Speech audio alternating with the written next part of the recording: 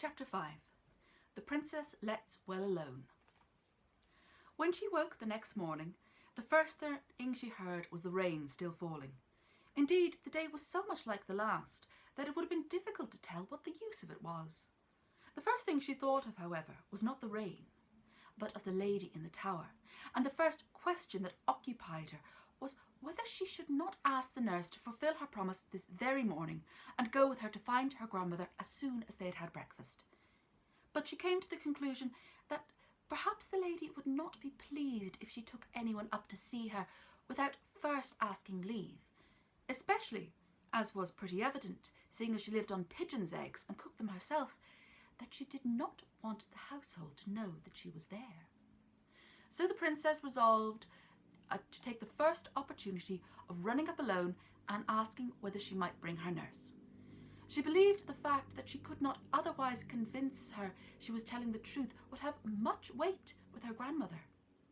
The princess and her nurse were best of friends all dressing time, and the princess in consequence ate an enormous little breakfast. "I wonder, Lootie," that was her pet name for the nurse, "what pigeons' eggs taste like," she said as she was eating her own little egg. Not quite a common one, for they always picked the pinkest for her. "We'll get you a pigeon's egg, and you shall judge for yourself," said the nurse. "Oh, no," returned Irene, suddenly reflecting that they might disturb the old lady in getting it, and that even if they did not, she would have one less in the consequence. "What a strange little creature you are," said the nurse, "to first want a thing and then to refuse it." But she did not say it crossly, and the princess never reminded any remark that was not unfriendly. "Well, you see, Lootie, there are reasons," she returned, and said no more, for she did not want to bring up the subject of their former strife, lest her nurse should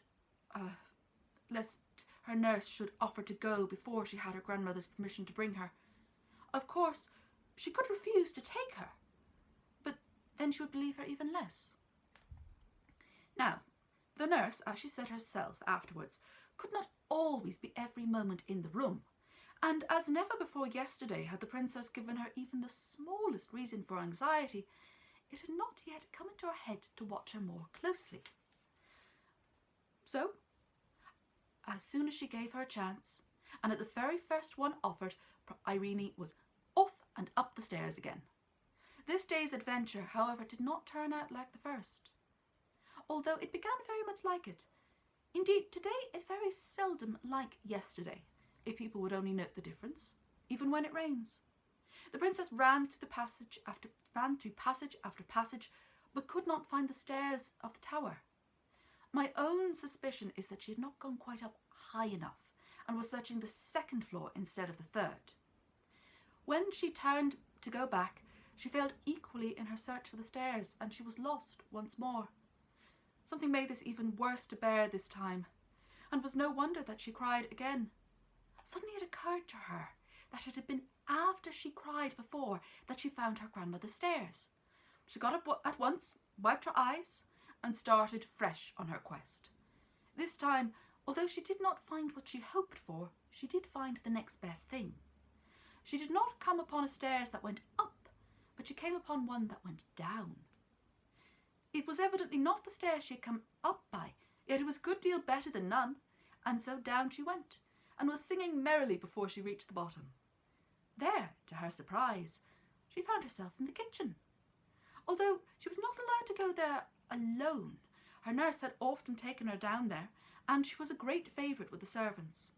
So there was a general rush at the moment she appeared, for everyone wanted to have her, and the report of where she was very soon reached the nurse's ears.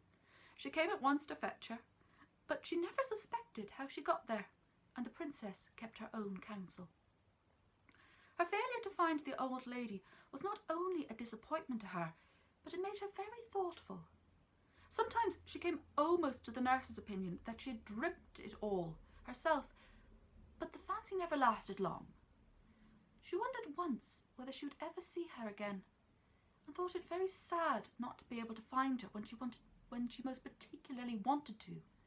She resolved to say nothing more to the nurse on the subject, seeing as it was so little in her power to prove her words.